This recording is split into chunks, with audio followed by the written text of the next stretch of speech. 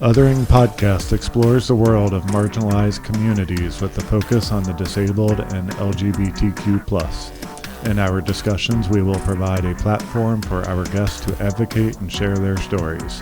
By delving deep into their difficulties and successes, we will explore the changes necessary to improve lives everywhere. Thank you for joining us, and welcome to the Othering Podcast with Mike and Dory. PEP Radio, part of the Pennsylvania Equality Project, advocates for the rights of LGBTQ plus people, the disabled, and marginalized communities. We play music from all 7 continents from 1928 through 2025 in English, Spanish, German, African tribal languages, Korean, and Japanese. We also offer news, history lessons, and are proud to include the Othering Podcast in our programming lineup. Tune in on the Live 365 app, Roku, and Alexa every Saturday and Sunday at 4 p.m. Hello. Hello. All right, today we are talking to Rachael Woodard. Rachael is a bi, cis, disabled woman and the creator of the Abiding Hysteria Podcast, a platform for the health stories of women and gender diverse people, especially focusing on chronic illness, critical illness, reproductive health, and more. As someone with chronic pain and chronic illness, she started the show to help others like her find community with one another in the hopes of making positive changes by telling one story at a time. So far, she's interviewed lots of great people, including the South Atlantic region of Planned Parenthood's chief medical officer and a candidate for the U.S. Congress, and a lot of others. It's a great podcast. I strongly recommend it. And welcome, Rachael. Yes, it's great to have you. Thank you so much. I really appreciate the vote of confidence there. It is good. It's like I enjoyed listening to you talk too. You have a very soothing voice. Mm-hmm. And thank you so much. My voice teachers in college would be very grateful.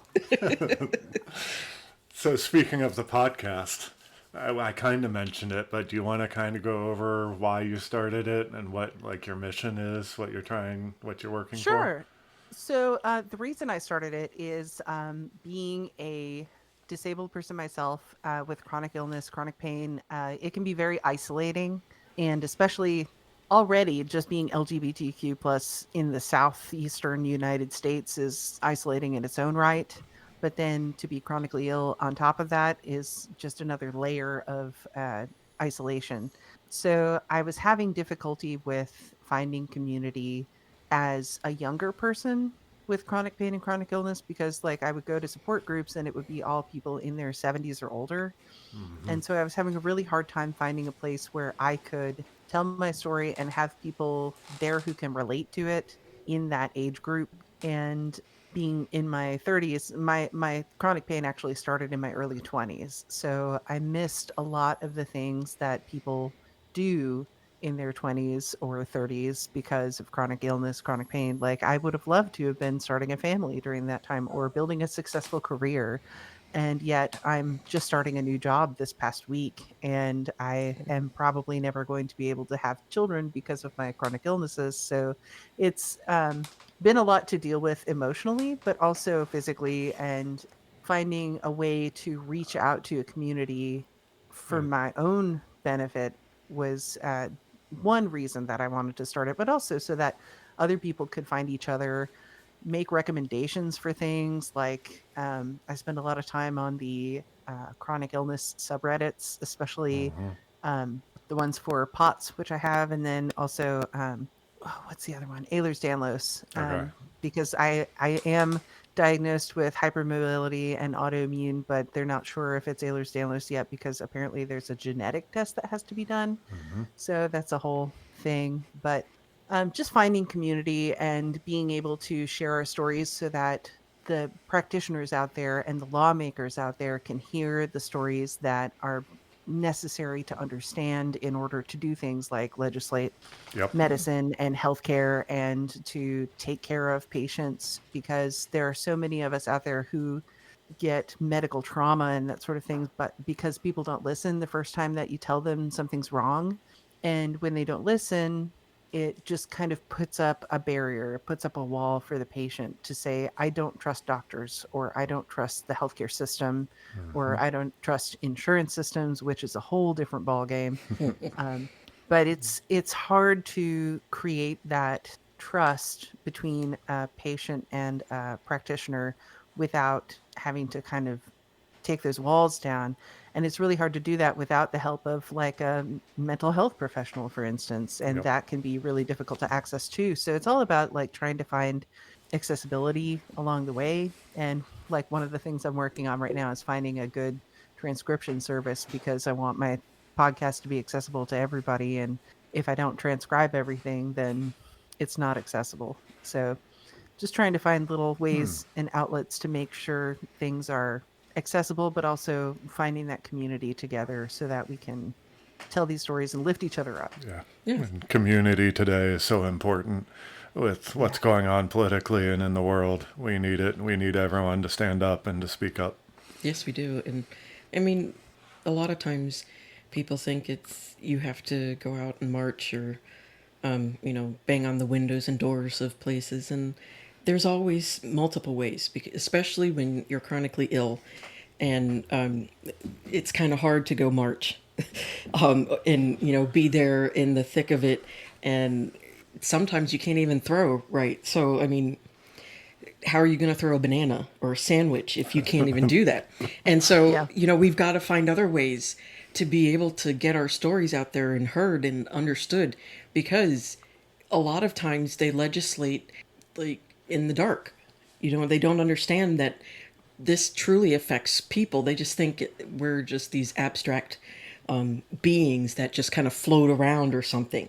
And which doesn't make sense to me, but that seems to be how they do it. I mean, it was like, I don't remember which state it is, but a group of men, old men, are going to decide whether or not, like, things about birth control. Well, how are you going to tell us how to, handle things with our bodies if you don't even understand the body? Yeah, exactly. And there's so many intricacies and that's something that I find beautiful about human beings, is that we are so intricate and unique and complex. And that is something that makes us difficult in some people's eyes and beautiful Yes. in others.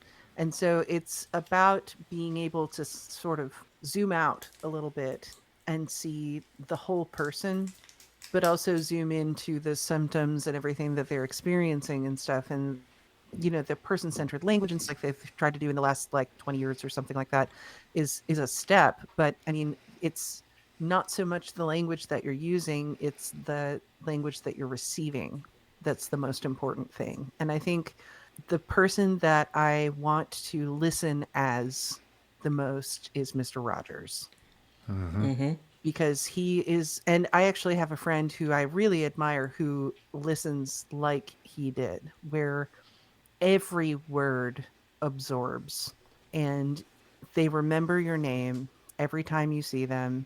They remember the last time you spoke.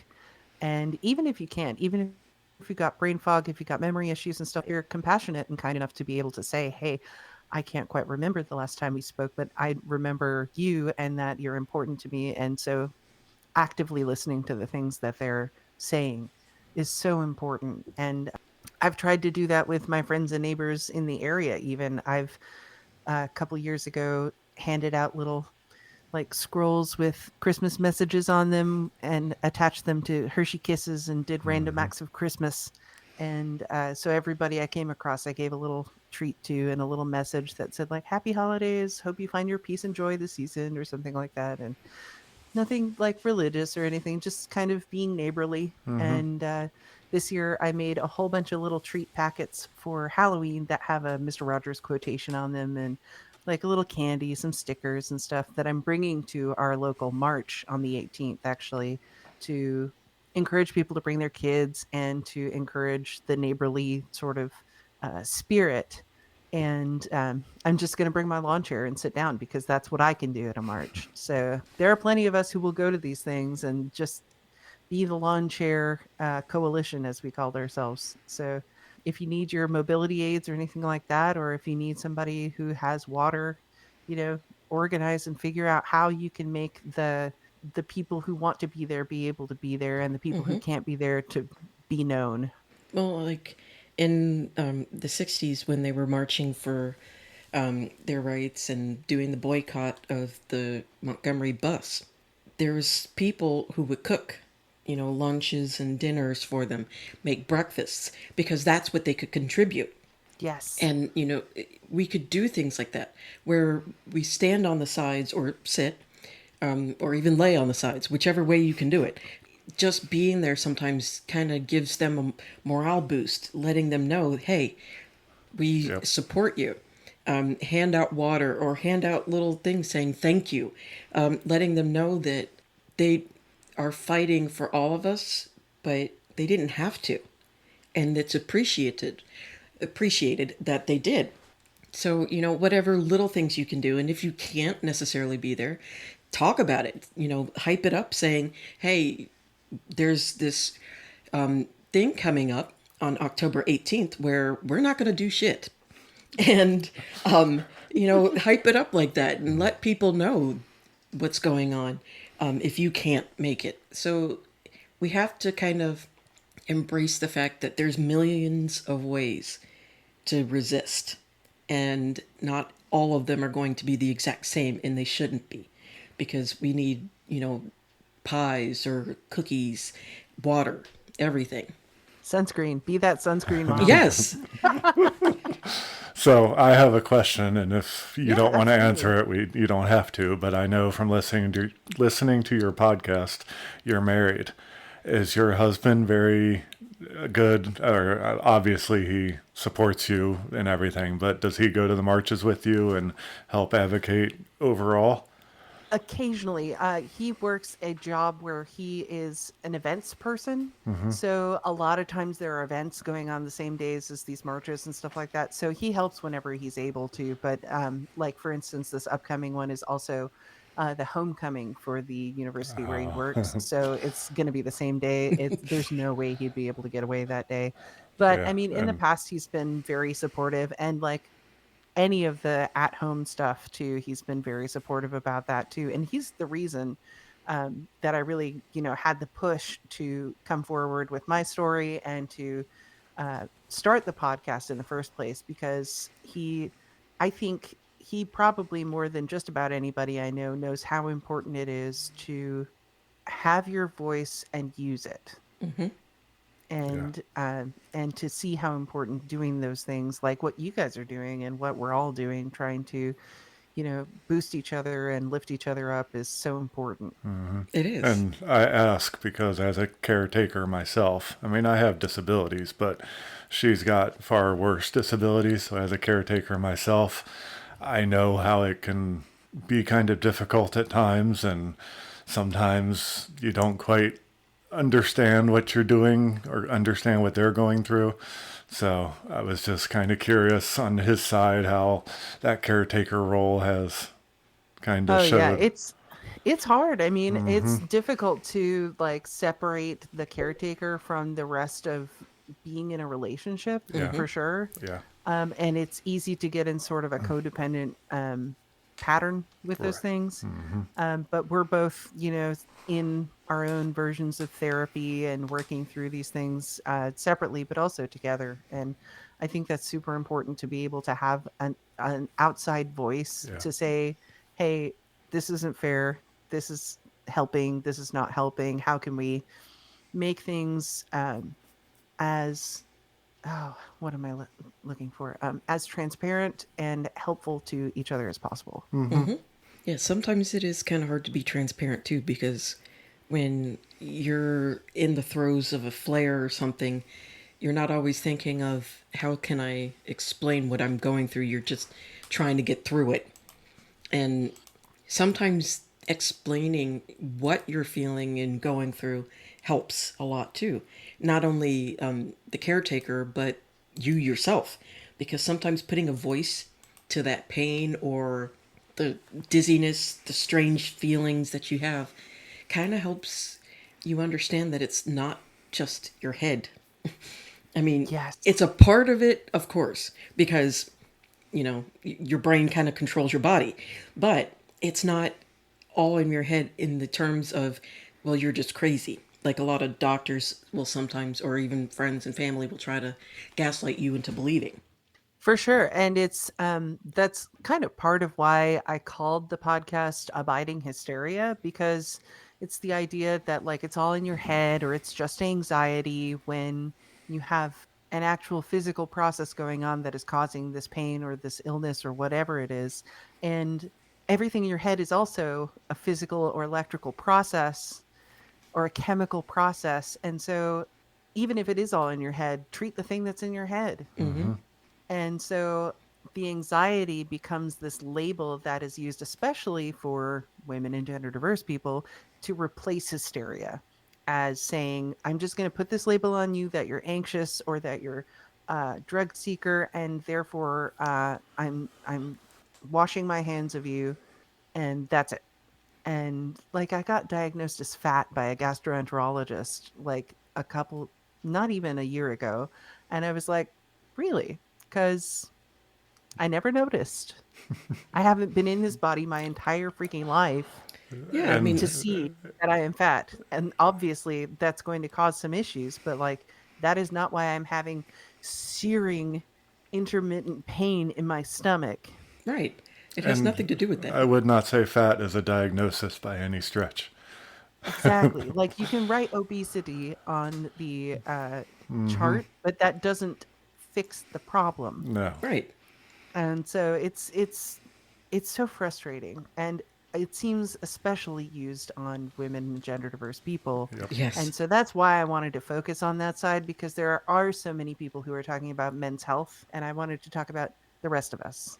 Yeah, because, I mean, since the dawning of medicine, they've always been able to study men.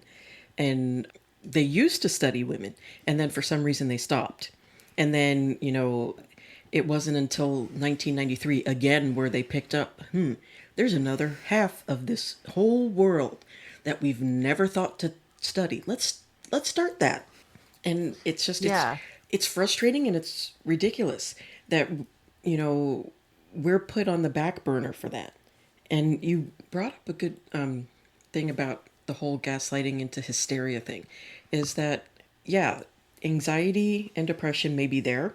And did it ever occur to them that it's there because of the searing pain and the fact that nobody wants to listen to you or doesn't believe you because it's not, your stomach isn't hanging out on your sleeves saying, hey, I'm over here, I'm hurting itself. That would be kind of creepy, but it's just, it doesn't make sense that they do that to us. Yeah, Especially, the episode that I have coming out October 7th, Yes. Yeah. the person I talked to was like, yeah, if you're going to diagnose me as anxious, then do something about the anxiety.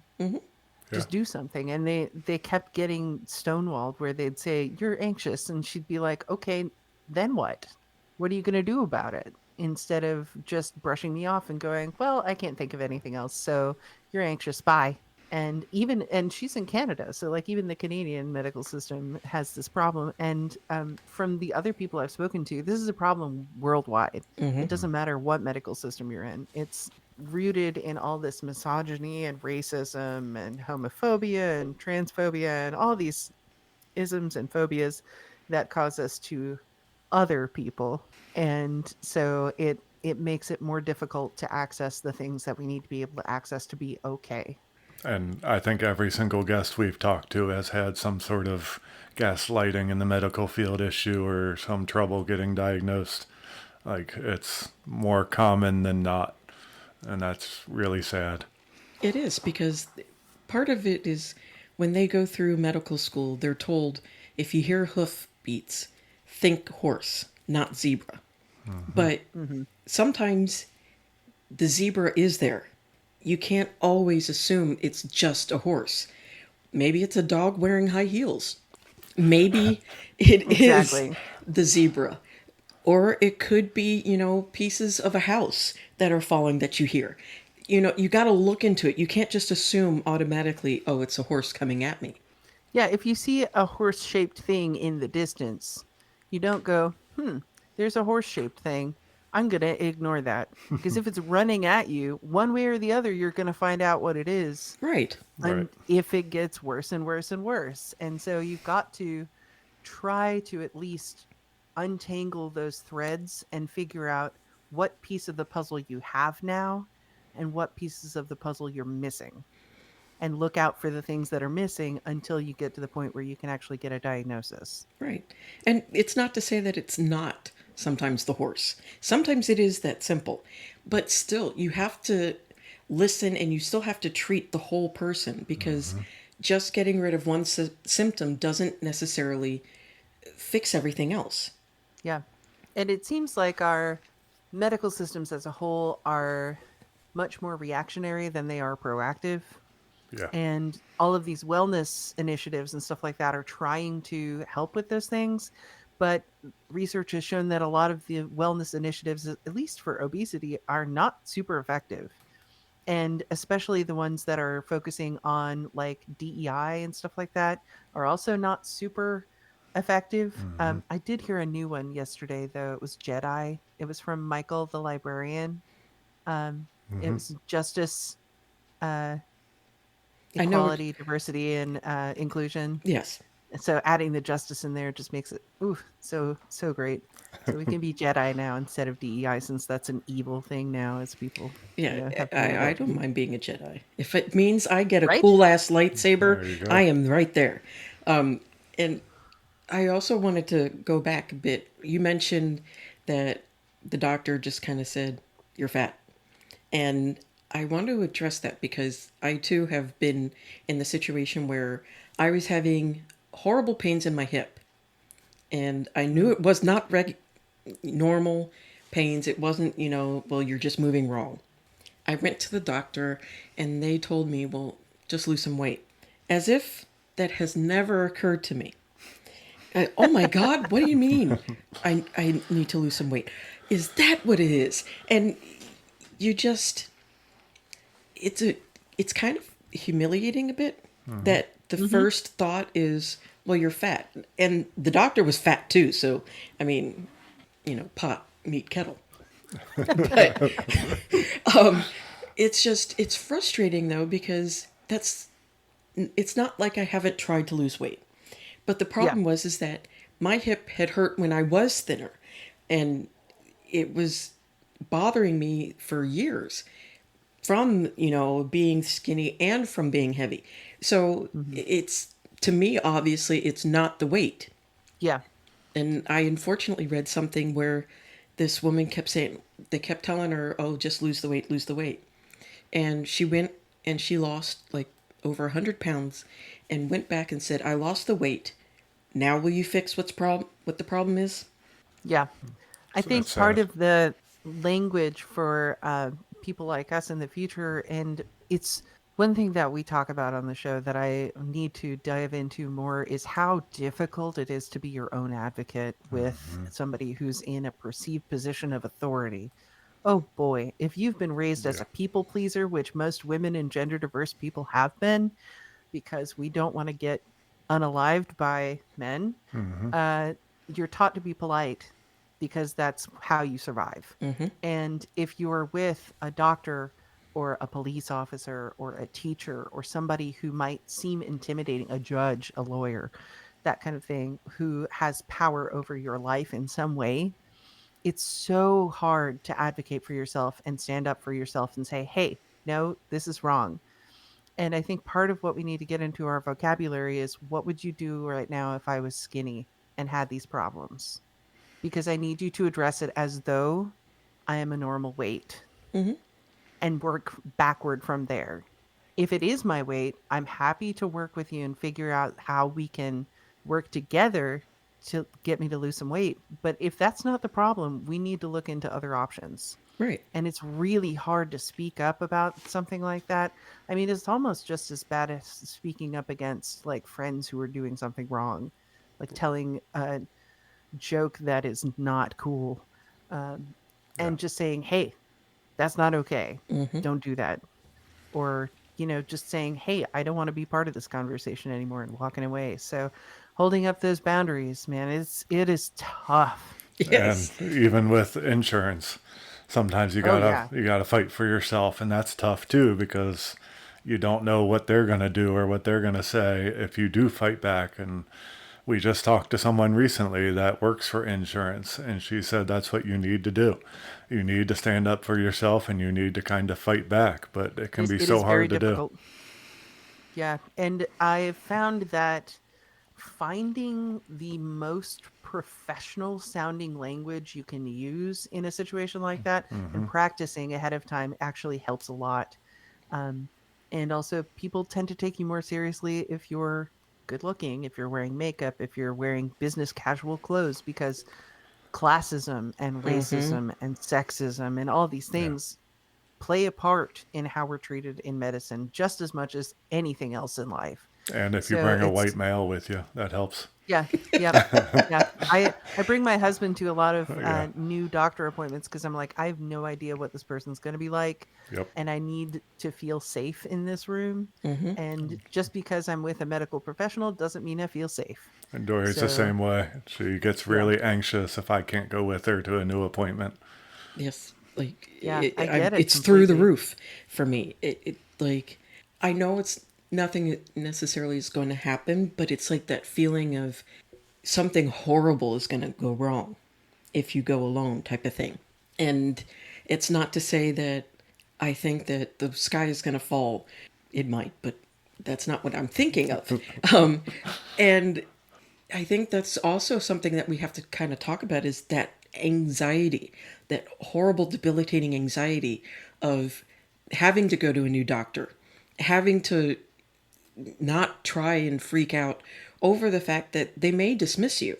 Hmm. And how do you kind of recover from that? Because it is so disheartening when you go to somebody for help and you do all the right channels and everything, and you finally see them and they're like, whatever. And it kind of Yeah, breaks your heart because you want to do it the right way. You don't want to wait until it's, surgery time necessarily. But when everybody keeps dismissing you, it's kind of hard not to wait to that point. right. It's so difficult, and it's almost like dating in a way Mm-hmm. where you have to kind of like get your hopes up a little bit and then, be Yep. ready to say, oh, this person is trash. No. And just walk away completely, just cut ties and leave. And it's so much more vulnerable when you have to go in. And I think it's more vulnerable to go to a doctor the first time and go, hey, here's everything that's wrong with me. I know I'm complicated. Let's get it done. And it's so hard to be vulnerable and put your story out there, which is why I think it's so important that we do put our stories out there so other people will join us in doing that. Mm-hmm. But it's just tearing yourself open and going, here's everything about me, can you please help me? And if you feel like they've just taken that in and none of it sank in, it is heartbreaking, Yeah. and it hurts. Mm-hmm. But thankfully we've got, partners and family and friends and support networks to help us pick up the pieces and try again. But it can take a while to, get back into the swing of things and find the right doctor. And that's kind of why I wanted to put together like a community. I've just made a Discord for the podcast so that we can do things like say, hey, I know this doctor in this area who really listens. Let's, if you're in this area, here's some people who really listen, and make recommendations to each other and stuff like that. Because like, I'm not a medical professional, but the people that I go to I really trust and I like, and I think it's important not to gatekeep those people. Yes. And that's a great idea, that community. And having, I guess you could say, referrals to doctors, because when you're going to someone that you know nothing about, it's so scary. But you had mentioned earlier that you've been diagnosed with hypermobility, but you haven't gotten the Ehlers-Danlos diagnosis because of the Genetic genetic testing. testing. Is that something that you've had troubles getting, or just you haven't quite gotten to that step yet? Yeah, I haven't quite gotten to that step yet. Okay. I just started with this rheumatologist 2 months ago, maybe a month and a half ago. So when we did the first testing, it was just the blood testing for the ANA titer, and it was high. Hmm. Um, So I told her about my symptoms and stuff like that, that I'd been having the hypermobility since I can remember, basically, but that it was increasing in pain since I had long COVID symptoms. And so I've been trying to kind of pursue getting diagnosed with POTS, which I have now, as well as hypermobility or possibly Ehlers-Danlos also, after the whole really bad COVID that I had a couple years back. How have you been dealing with the COVID symptoms? Like, are they gone, or is it still kind of lingering still? The COVID symptoms themselves are gone. It's just the lingering POTS I never had before I got COVID the first time, and it just kind of developed over I'd say about 6 months after I had COVID the first time. And the first time I had it was really bad. I didn't have to go to the hospital, but it was bad. I was getting to the point where it was like pneumonia-esque uh, bad. And so I'm really glad that I had the treatment option at that time, because it was later on when the Paxlovid and stuff like that were available. And so I was able to get on that, and thankfully, it led up eventually. But the POTS symptoms started about just kind of started in with like getting dizzy a lot and stuff like that. And then 6 months after that, I started fainting. And especially around that time of the month and stuff like that, where I'm losing a lot of iron, I would just pass out for like anywhere from 30 seconds to like one time it was like 15 minutes Oh, Wow. wow. of being completely out. And it would be, I'd come home from work and I would pass out, wake up for like 5 minutes, pass out, wake up for another 10 minutes, pass out. And it was just a pattern. It was really, really bad. And thankfully, the cardiologist that I went to and the neurologist I've been with for a long time kind of teamed up to get me a tilt table test real quick. And then the cardiologist did a really good, thorough workup just to make sure there wasn't any other heart things going on, because POTS is actually a neurological condition, not a cardiology condition, because it's about, from my understanding at least, like the blood vessels opening and closing properly so that blood flow goes where it needs to go. So, like, for instance, one of the symptoms that I had that was really bad was I would eat too much in one meal, and all the blood would go to my stomach and like digesting, so then it would immediately leave my head, so then I would pass out. So I have to be very careful not to eat too much in one sitting, and like make sure that I'm consuming enough salt. I've become a salt fiend ever since developing this, where Yes. I always have like nuts and trail mix and stuff like that around me, or pretzels and that kind of thing, and just try to keep that level throughout the day, instead of having these peaks and valleys where like my blood sugar gets low and then my heart rate gets really high and then I get dizzy. And so, Yeah. just keeping everything sort of middling is good for Yes. me. So, and then of course with the Ehlers-Danlos type stuff, the hypermobility, it's made it really difficult to exercise because I get Yes. dizzy because of the POTS, but also the Ehlers-Danlos. I tend to injure myself pretty easily Yep. because that subluxation is so easy to do, especially in my shoulder on my right side and my right hip, where if I walk too much and then my hip goes out of joint, then I'm like, I'm stuck. I can't move. I'm just, Yep. I live here now. Yes. So, And I like, I know, really want to go to Ren Fair this year, and I'm like, I don't know if I can walk that whole thing because it is a long walk. yeah, it is. I wanted to go this year, and then I looked at the aerial view of the place, and I'm just like, yeah, no. And I'll it's- just watch it from home or And something. it's usually on grass and dirt, so you can't like take a wheelchair very easily either. Yeah. A friend of mine has a rollator that she swears by, and I swear when I get my first paycheck with this new job, I'm probably going to get one because it has the ability to flip over from like one side to the other, so it becomes a wheelchair also. Oh, And wow. it's got like pretty hefty wheels too, so that you can use it as a rollator. And and then have like pockets and stuff like that to put things in. And then you can also have a place to sit down when you need it. And I think that would be super useful, especially in the summer. Yeah. Yeah. Because if you get hot and you get dizzy and you don't have a place to sit down, it's just miserable. Yeah. So I'm pretty convinced I'm going to end up getting one because it's just going to make Ren Fair so much more doable than it usually would be. And it's nice to just have a chair whenever you need one too. Like Mhm. if you go hiking or something like that on one of those paved roads up in the mountains or something like that, you can still do that, but then you have a place to rest when you need it. Yeah. And that's super important, is just thinking about those things ahead of time so that I don't get stuck somewhere. Yes. And that's the other thing that I think we also need to talk about more is the planning. All Oh, the yeah. planning that goes into, okay, well, I want to go to Ren Fair, for instance. What do I need? What do I got to bring? And all of that goes with it. You know, you got to make sure that you have your drinks, and all of the pockets galore, especially being, you know, AFAB.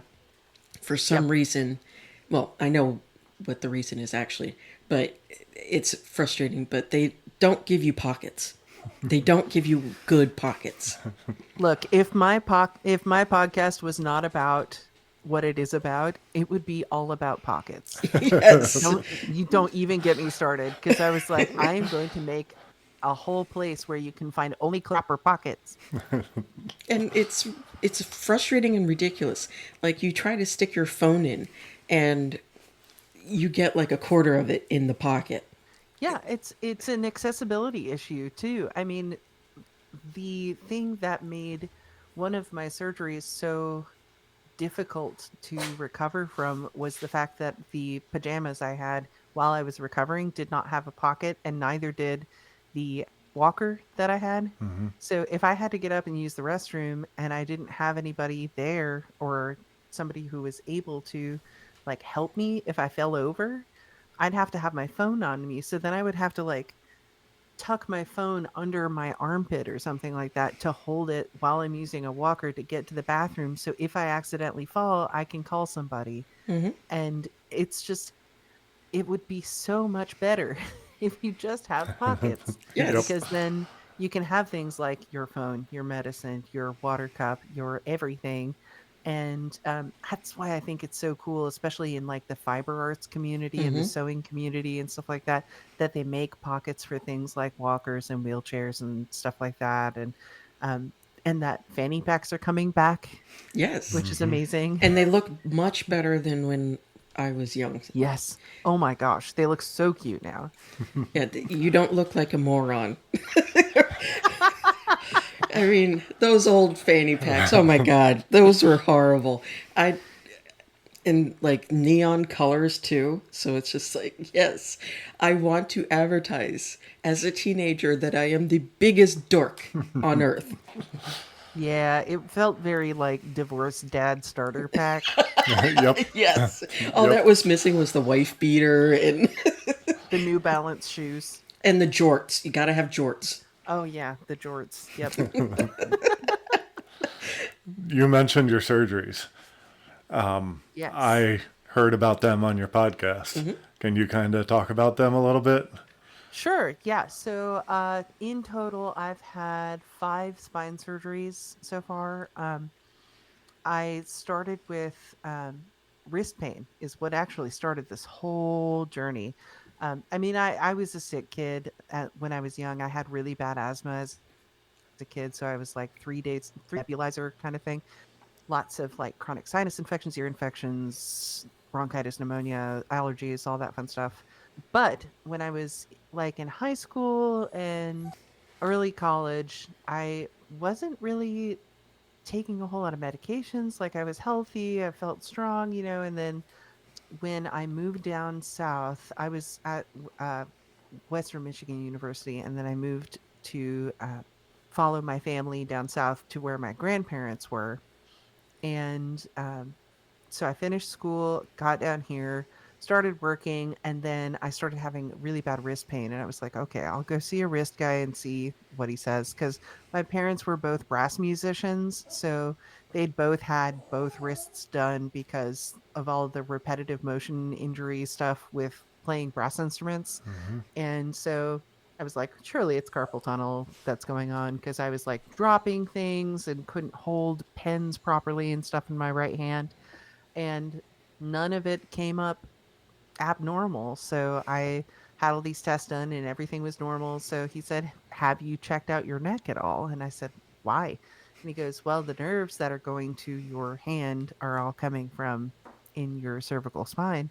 So at the time, I was actually seeing a chiropractor just trying to find some relief. And they did a full workup of x rays, and my neck was curved totally backwards from what it should have been, Hmm. without any scar tissue indicating that it was that like an accident or injury or something. It was just backwards. And he said, this is going in my top 10 weirdest x-rays collection here. Always great like, to hear oh, that. Yes, I Great, love it thanks. when I hear that. But it was really cool to see. But at the same time, I was like, looking back now, I wonder if I've always been kind of hypermobile and that was what was causing that issue, or Hmm. if it was because I had done Suzuki violin as a kid until I was 12, and so I was constantly holding a violin with my neck while I was practicing and stuff like that, and looking down a lot. But it actually was curved so that it would have taken me looking up a lot to cause that curvature to be backwards. So who knows why that happened? It's probably genetic. But regardless, I ended up having a bulging disc that was rubbing against my spinal cord. So they ended up doing a fusion at, I think the first one was at C6 and C7. And so they scraped off, part of that disc and then fused the vertebrae together with cadaver bone and put in the bracket with the screws top and bottom. And that finally fused. It took a while for that one. Just, I think, partially because it was my first surgery and I didn't really know what I was doing in terms of recovery. Hmm. But that one, I was like out of it for a month and a half ish. And then it took me a good 2.5 months to recover fully enough that I could work again. And so it was really tough. And then the next one, I think, was another neck surgery. And right after my first neck surgery, I actually met the man who's now my husband. And so we were together pretty much from that point on. And then had my second neck surgery while we were together. And then actually think that was the one that was right after our wedding. We had to move our wedding up. We were going to get married on Halloween in 2015, and we had to move the wedding up so I could get on his insurance so I could have another surgery. And so we planned our entire wedding in a month Wow. Wow. at the same time that we were planning a secular humanist conference, which was the week before our wedding. So it was Wow. it was very busy. Yeah. I'll say. And then I had a low back surgery later on. The first time I tried to go to grad school was when my back started getting so bad to the point where it wasn't the low back pain that got me. It was the nerve pain coming from my low back that was what got me, because my legs stopped working. And it got to the point where I could not walk on my own. So it was like a surgery or nothing at that point. And so I had to have surgery, just a partial discectomy. So they just shaved off the disc on one side, which eventually led to having to have another one. And then my latest neck surgery was December of 2023. And that was a double cervical fusion where they had to go in the front and the back and Ooh. put on like the hard collar and stuff. And it was intense. They took out a whole vertebra to put everything back together. So I've got basically a metal cage holding my neck together with like the bone fused together now. But yeah. And then my last back surgery, low back surgery, was in January 2024. So it's all been a lot. Yeah. Yes. Do you feel like the neck surgeries have helped? Do you feel relief? Yes, Good. quite a bit, quite a Good. bit. The If I had not done the surgeries when I did them, it could have caused permanent damage to my spinal cord, in Mm-hmm. my neck at least, and in my low back, the pinched nerves. I would not be able to walk. There's just no way. And I know that, losing weight is going to help that a little bit, but honestly, it's mostly just genetic. Right. It's It's hard. just the curvature of how I'm built, Yeah. and it's that hypermobility mixed with everything else that's causing so many problems. And they think it could have been degenerative disc disease, but that it's super super uncommon for younger people to have that. Yeah. But They say that, but yeah, exactly. Because they say that everything else I've got is super uncommon too. I'm like, is it though? Is yes. it really? Or is it just that women mostly have it? Yeah. Because I have degenerative disc disease in my lower back, and I am pretty sure I've had it most of my life, probably since at least teen years, because I couldn't do normal sit ups without excruciating pain, and like just rolling kind of anything Hmm. on it hurts. And then I want to say back in in the 90s, I had a car accident and they did an x-ray and they kind of saw it there. They mentioned it, but they didn't do anything, of course. And then in the early 2000s, no, not early 2000s, like mid after 2010, they did another MRI on my back, and that's where they also saw that I had levoscoliosis, which is scoliosis where it's left leaning, Oh, and okay. which is of course rare because gotta be me. And so they didn't tell me these things, of course, but I just Yeah. happened to be looking in my chart and it's like, oh, okay, great. Thanks for letting me know. And all of those things have been around for a long time. So is it really all that rare for young people to get it? Exactly. There's so many things where I think if we just had more research on this, we could show that probably it's not as rare as you think it is. Yeah. Right. Exactly. And which again, kind of leads to the frustration of just trying to mitigate all of the pains and aches and just be able to thrive as a, quote unquote normal person. And Yeah. when nobody wants to tell you that you have certain things, I mean, didn't we, or I read somewhere somebody found out they had cancer by looking in their chart. And Ugh. yeah, Something like that. it was Yeah. something like that. And Oh no. it's, you should talk. Yeah. If you see something significant that could cause pain or hell, even death, you should say something. Let these people know. Kind of, hey, by the way, you've got blah blah blah. Yeah. I think that's where transparency is so important, is saying like, you have this diagnosis and I need you to know that this, and this is your options for treatment. Hmm. And like, if you want to do this, we can do this, but you also have this option and stuff like that. And, that way, at least they're informed. I Right. think that's the important part, is that we're all informed as patients, but also providers. And if you don't know something, just look it up or ask another professional in the field to look at it, or refer me to somebody who knows. Yes. Yeah. Because like, there's no, and I've talked about this a lot, but I think our system in particular, that the way we have these forms and these check boxes and everything like that, there's no checkbox for I don't know, we should look into it further.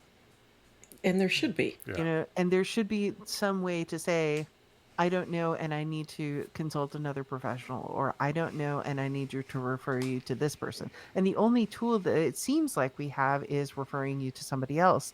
But if that person doesn't know too, then we end up in this cycle of like, I don't know, let me refer you to somebody else. I don't know, let me refer you to somebody else. And then in the system that we have in the United States, that takes 5 years to get to the right person who Hmm. knows what they're talking about. So Yep. if you don't know, just admit that you don't know, because I will have so much more respect for you Yes. if you just say, I don't know right off the top of my head, but let's look into it. Yeah. What are the options out there? Like, During. even if you have to Google it, like, Yes. Right. Google it. I will be so happy if you Googled it. Yes. Dory actually saw a neurologist, I think it Mm-hmm. was recently, and he flat out said, well, at first he was questioning us, and it sounded like a bad doctor, and we were thinking he didn't believe Dory. But then he flat out said, I don't really know CRPS, so I'm not going to try to help you with that. I can send you to so and so to do that. And it made a big difference when he admitted that and said that, and we Yeah. kind of liked him a lot better after that. Yeah. Just Yeah. say this is not my expertise, but I know somebody who is, or this is not my expertise. I'm not sure what to do, but let's look into it together. Let's Yeah. discuss what, the things that I do know might help, things like that. Because we have to normalize saying, I don't know, and no.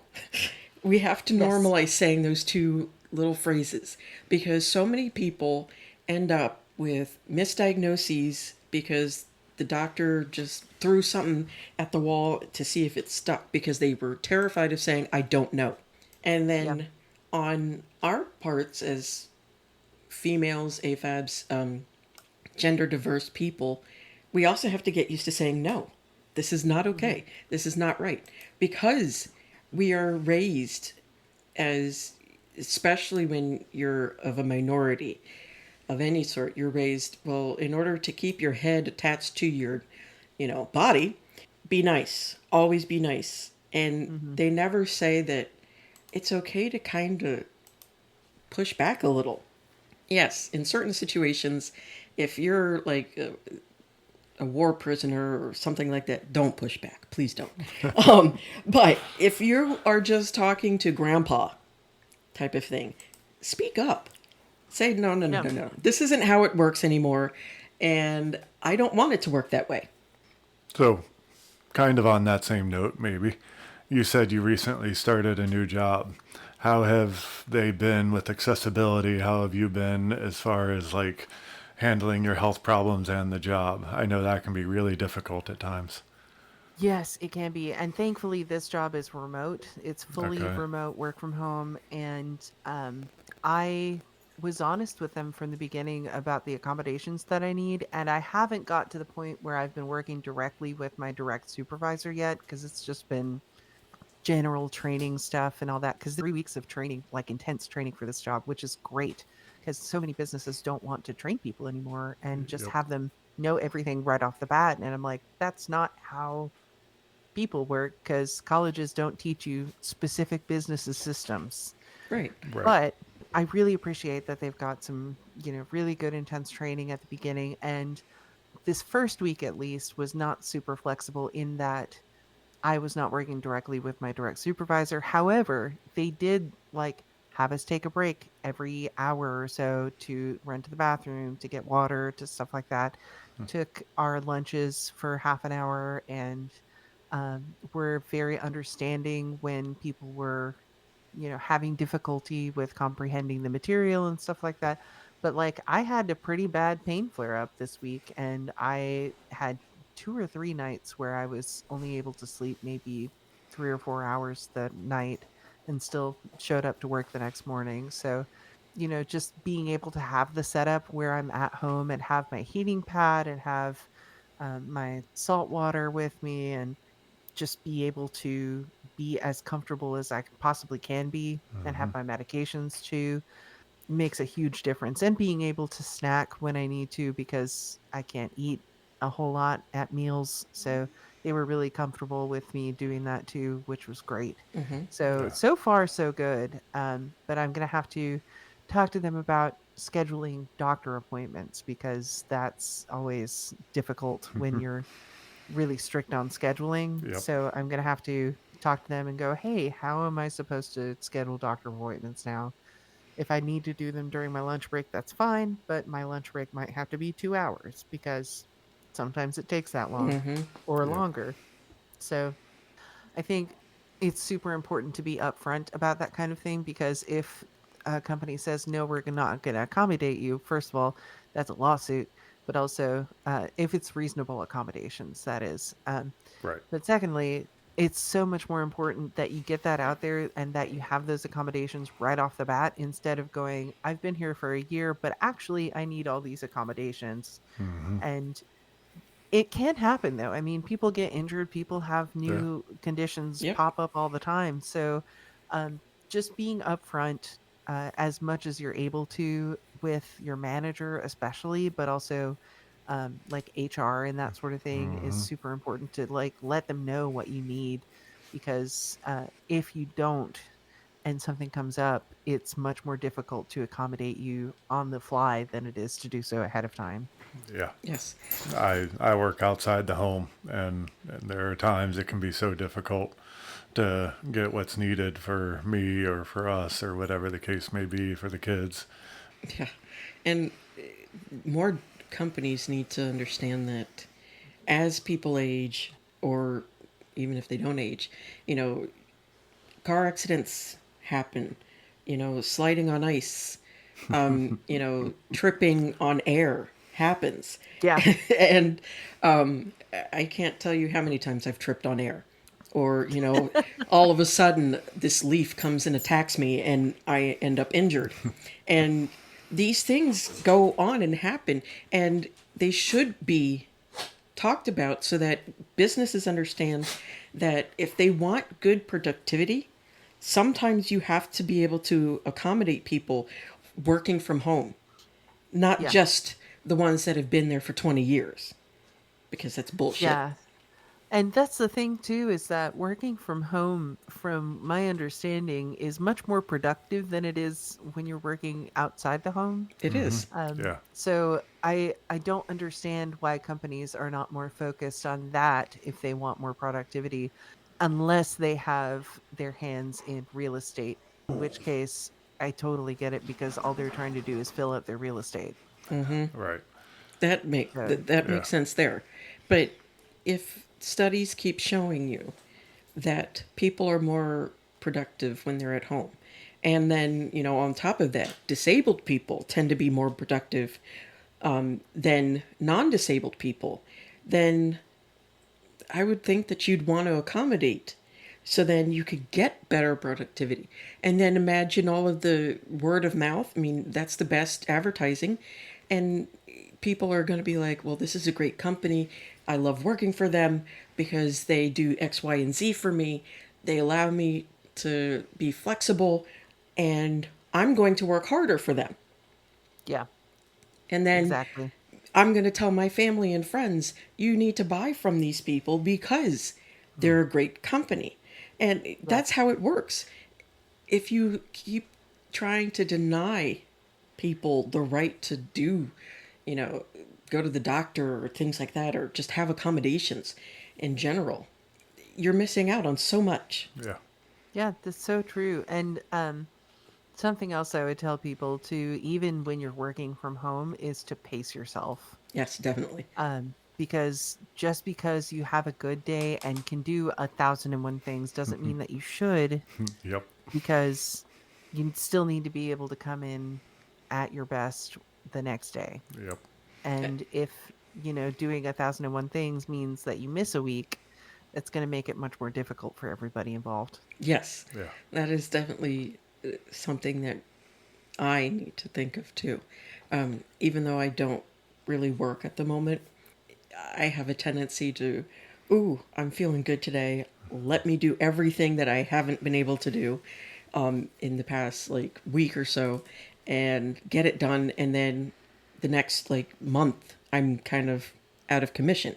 And I'm mad at her for doing Yeah, all and that too. I get in trouble. That sounds familiar. We are running out of time. Yes, Or we I should are. say we are out of time, not we're running out of No, time. we're running out of No, time. we're out. No, we're running out. Okay. But first, thank you so much for joining us. Yes. And second, Yeah, I wanted to absolutely. give you the opportunity to let people know where to find Abiding Hysteria or find you. Yeah. So, Abiding Hysteria Podcast is on Spotify, Apple, YouTube, and if you want to find me on social media, it's at Abiding Hysteria. if you're interested in being on the show, just send me a DM somewhere on there. And my website is coming. It's just having some difficulty with the security certificates right now. But yeah, so it's a little bit of everywhere. But I really hope that you give it a listen and enjoy. And if you want to tell your story, reach out. And it's a really good podcast. Yeah. Please listen. Highly recommend it. Yeah, definitely recommend it. Thank you. You're welcome. And, she's got a great voice too, people. So definitely listen for that as well. Well, I think they heard that. We just talked to her I for hope an so. hour. Well, yeah, I know, but If they're at this point, they heard that. I'm just kind of pushing. You need to listen to her voice more. Pushing that part. And I want to say that it's kind of nice to hear somebody else who also has that type of voice, because I always get told, I don't know if you've ever heard this, but I always get told that I should do phone sex operator because of my voice. So I get that a lot. Yeah. Welcome. All right. I think we need to end this madness. On that note, On that note of phone sex operation 101. Yeah, on that note, we'll get off. Okay. See what I did there? Yes. Thank you. Thank you. Thank you again. yeah, absolutely. Oh, hi, Donkey. Bye-bye. Bye-bye. If you've made it this far, thank you so much for listening. Please leave a rating for us wherever you listen. Follow us on Instagram and TikTok. Othering Podcast is brought to you by Loudcore Productions in conjunction with your support. Your host, Mike and Dory Morris, graphics by Joshua Morris, and join us next week on the Othering Podcast.